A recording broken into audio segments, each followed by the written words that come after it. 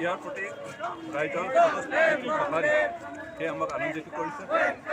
যোৱা দুটা বছৰত ইউপিপিএলে শান্তিপূৰ্ণ এটা পৰিৱেশ বজাই ৰখাৰ উপৰিও অঞ্চলৰ সমস্যাসমূহ সমাধান কৰিবৰ কাৰণে যিখিনি কাম কৰিছে সেইটো উন্নত হৈছে। তাৰ প্ৰতি ৰাইজৰ আস্থা এটা প্ৰকাশ ৰাইজ সম্পূৰ্ণ সমৰ্থন কৰিছে। আজি বিভিন্ন মিছা মিছা কথাৰে ৰাইজক বিচাৰিছে আৰু আজি এই গণসমাৱেশে ঝাৰগ্ৰামৰ যি অপবাদ যি অপপ্ৰচাৰ তাৰ প্ৰত্যুত্তৰ দিছে।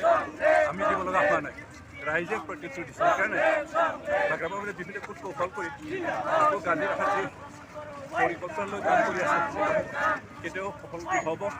কাৰণ তেওঁৰ চৰকাৰৰ সময়ত কৰাপশ্যন আছিল, অনৈতিক অনিয়ম আছিল আৰু দাদাগিৰিয়ে চৰকাৰ চলাইছিল। যিকোনো এইটো বাদ আছিল আৰু ৰাইজে সেইটো বিশ্বাস নকৰে, সেইটো নিবিচাৰে।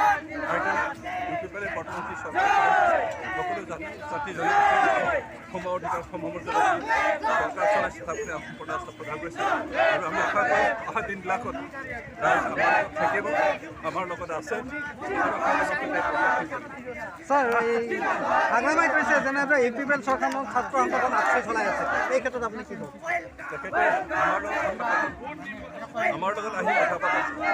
আপচি হ'ল এটা সংগঠন, তেওঁলোকে বড়ো জনগোষ্ঠীক সংস্কৃতি শিকাই কাম কৰি আছে।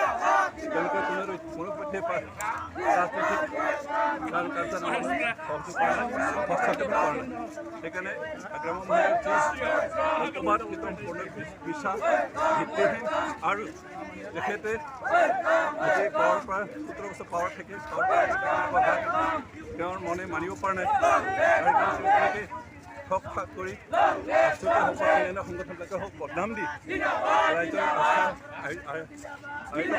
আস্থা ল'ব পাৰি সেই প্ৰচেষ্টা আমি প্ৰতিবাদ যে আপচি কোনোপধ্যে আমাৰ লগত নাই। আমি যে চৰকাৰ আছিলে ইউপিপিএল হিচাপে চৰকাৰ আছোঁ কাৰণ আমি ৰাজনীতিৰ দল আৰু ৰাজনীতি দলেহে শাসন চলায়, কোনো অৰাজনৈতিক সংগঠনে শাসন নচলায়।